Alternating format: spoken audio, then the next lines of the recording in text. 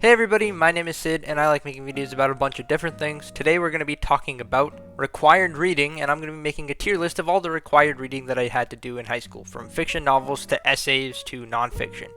So without further ado, let's get straight into it. Alright, I have 23 books here. We got 5 tiers. It's either a certified banger, really good, had its moments, or it was an absolute pain to get through and I didn't really want to read it. Alright, let's get started. So first off, this first image is Hills Like White Elephants, I think, by Ernest Hemingway.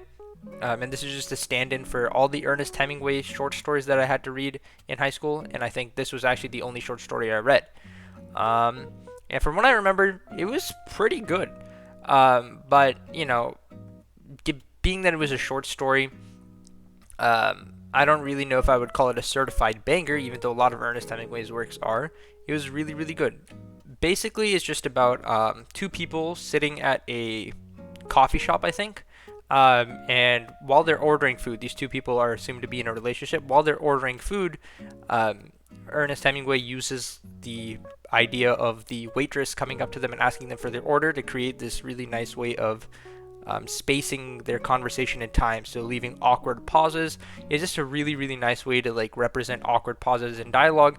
And they're talking about a medical procedure that the woman will have to get. And you know, if you want to really find out what that medical procedure is, then read the short story.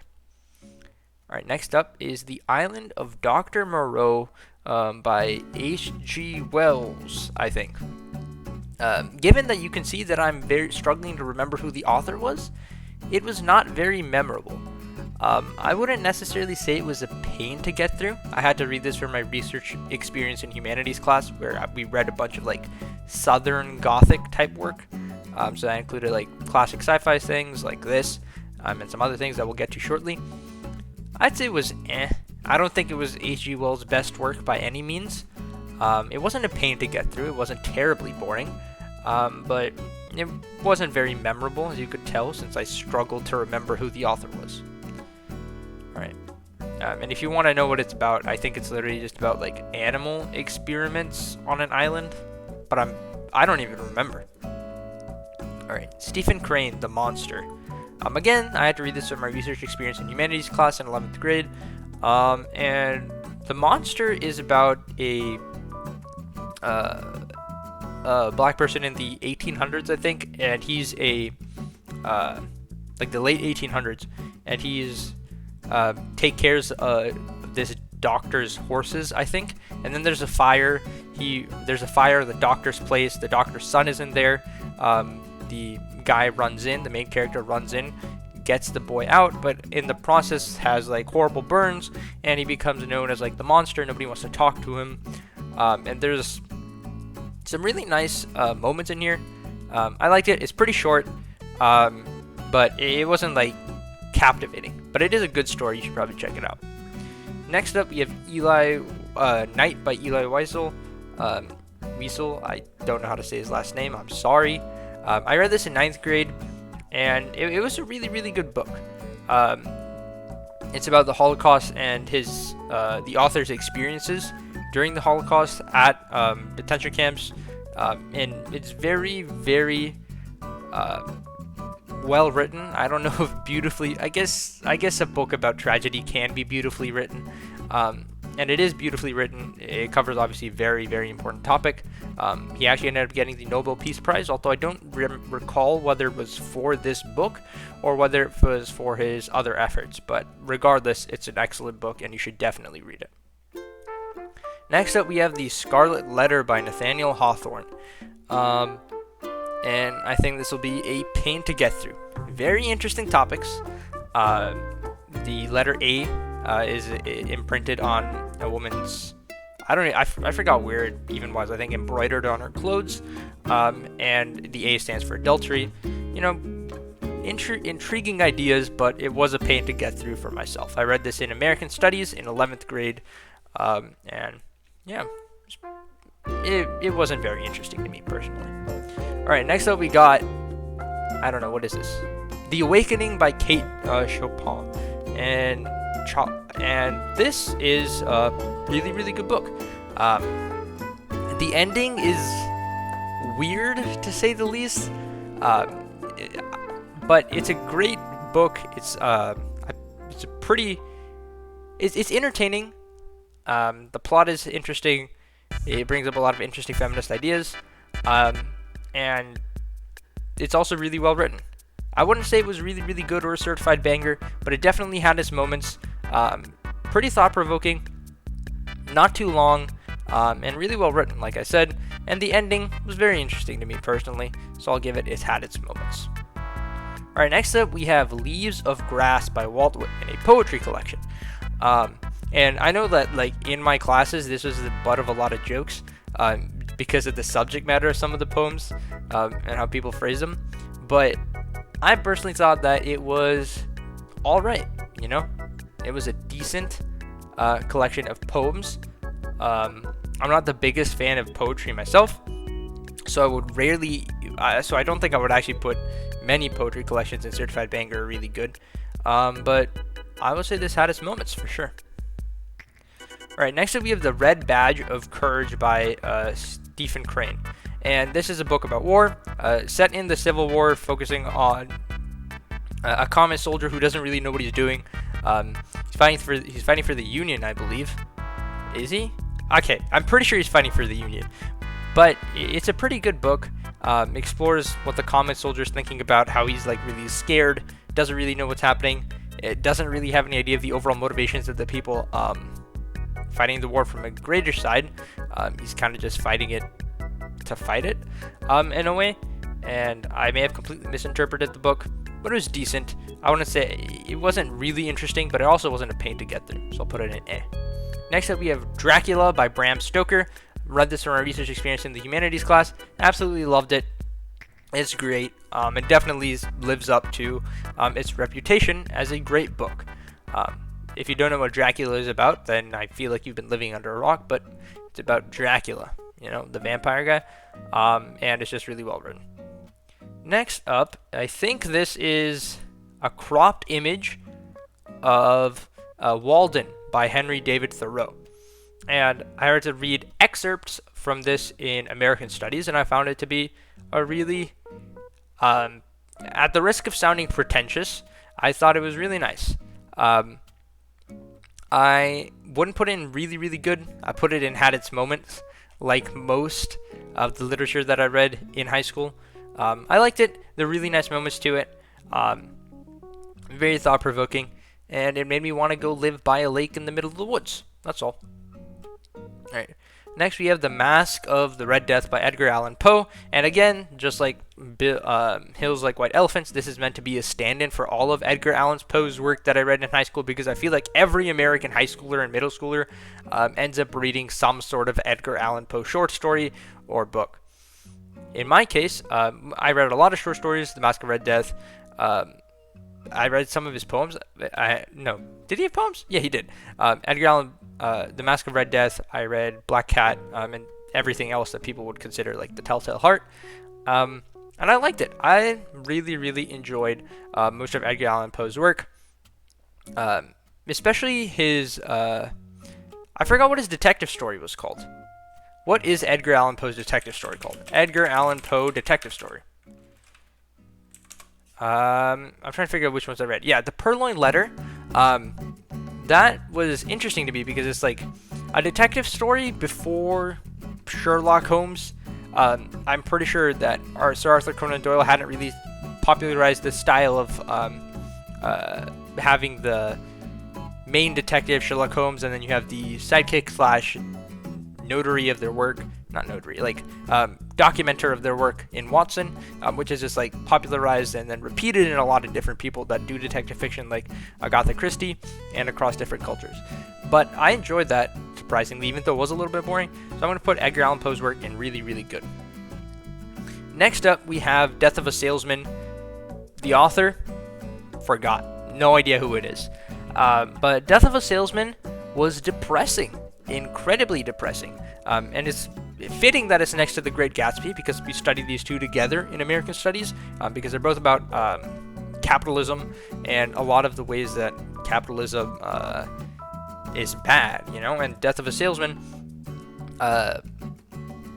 showcases the futility of the American dream for certain people. Like, the main character is a salesman, and the American dream for him is honestly very futile, and at the end of the book, the end of the play, he commits suicide in the hopes of giving an insurance payout to his family so that they can continue their life and have a decent life, and that his sons can do better than he did.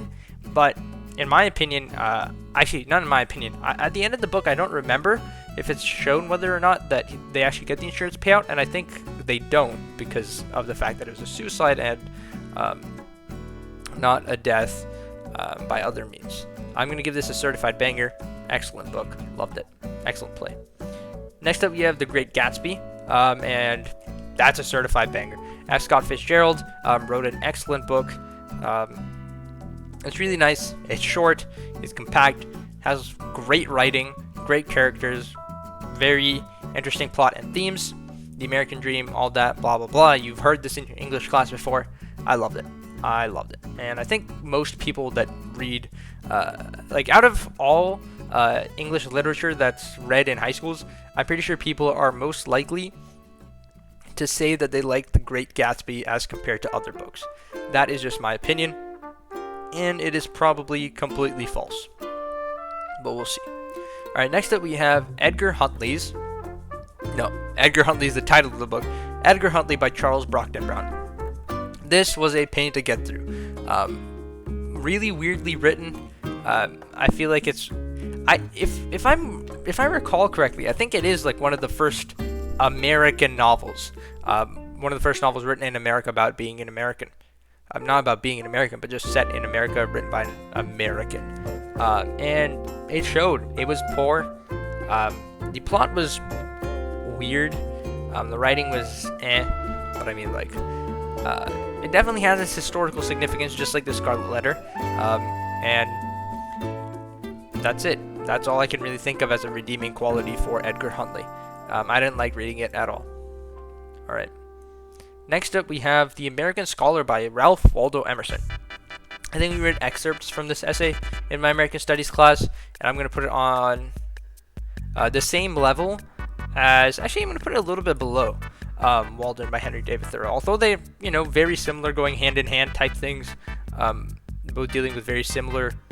Not very similar ideas, but both dealing in the same realm of ideas. The American Scholar was just meh to me. I don't know, it didn't really affect me, but it still was pretty nice.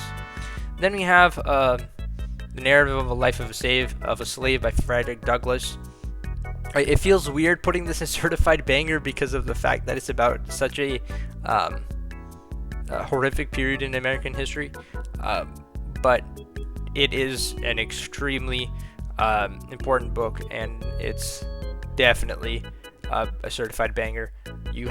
If you haven't read it, if somehow you got away from your American history classes without reading it, then you probably should read it. It's very important, and I don't know. It's just an excellent book. All right, next up we have Julius Caesar by Shakespeare. Read this in my 10th grade English class. It was Actually, I can't recall. I think... No, Julius Caesar wasn't It was... I liked it. I liked it a lot. I like Julius Caesar quite a bit. I definitely think it was better than Romeo and Juliet. Romeo and Juliet, I would actually put an tier. Julius Caesar is a really, really good book. Good play, in my opinion. I loved it. Alright, next will be Frankenstein by Mary Shelley. Also, the reason I'm putting Romeo and Juliet in is just that, I don't know, for some reason, I never really enjoyed the play. I've read it multiple times. I watched the movie version of it in English class in 9th grade. Still didn't enjoy it. Call Me a Killjoy. I just don't like the book, like the play. Next we have Frankenstein by Mary Shelley. This is a certified banger. This is the weirdest tier list that I'm looking at right now. Usually you see it like flipped around where you only have a few things in S tier and then everything else like scattered around like that. But alright, that's fine. This just means that my teachers had good taste. Excuse me. Frankenstein, it's hype. Very, very hype. I love the book. Very interesting. And I don't know. It's just sci-fi fiction to like the T. It's awesome. It's up there, inspired so many authors to write great fiction, and it's just so historically important. Such a good book, really entertaining, even considering the fact that it's pretty old. And I don't know, I just love it. You should definitely read it if you haven't. Then we have 1,000 Splendid Suns by Khaled Hosseini, who wrote The Kite Runner. Read this in 10th grade. If there was a This Made Me Sad tier, I would put it in there, and along with a lot of other books. And I think I'll put this in really good.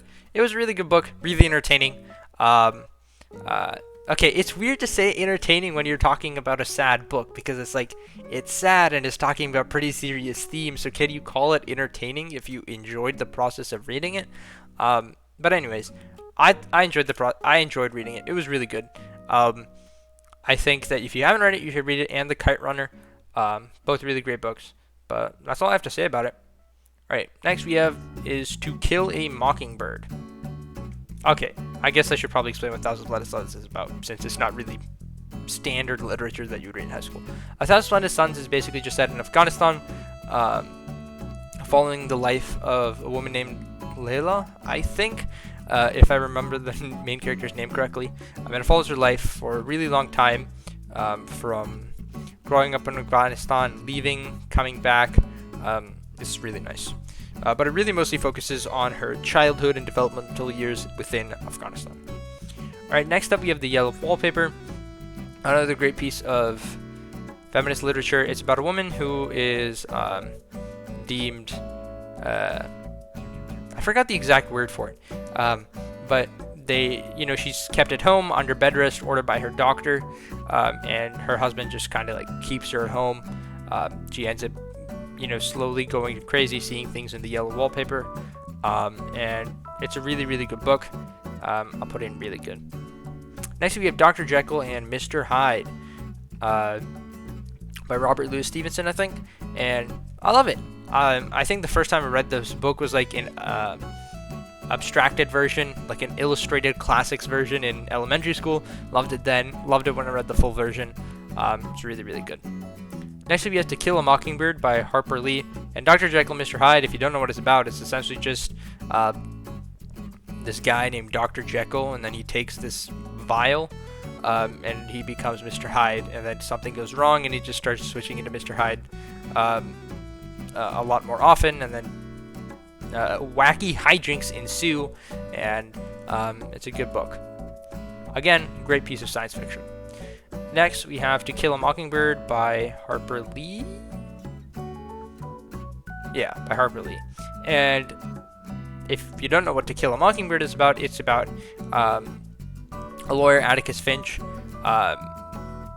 defending a black man accused of assault on a white woman. And this is set in the South, set in the South, and during very heightened times of racial conflict. Good book. I'd say it was really, really good. I enjoyed reading it. Really well written. Every character in the book is pretty well conceived, and I just enjoyed it. It's a little bit weird looking at it in retrospect sometimes, but I enjoyed the book a lot. And that's my final tier list. This is the weirdest tier list I've ever seen. Why are there so many in really good, so many here, and there's only 2 in a pain to get through? I think the reason for that is that my teachers picked good books to read, which is great. That is very good. If you have any complaints with my actual tier list, please leave them in the comments. I would love to see how you would change this, and I'll also leave a link to like the template for this in the description down below, so that you could actually edit it and make it your own, and then bully me for being bad at picking and liking books and having a bad taste in books. But that's all I really have to say. If you enjoyed the video, consider hitting that like button, subscribing if you already haven't, leaving suggestions for my future videos down in the comments below, join my Discord server, link in the description down below, and then rant at me about books in there. Or if you want to just at me on Twitter, follow me at SigCodes, and that'll be awesome. As always, thank you guys for watching. Have a great day, and I'll see you in the next one.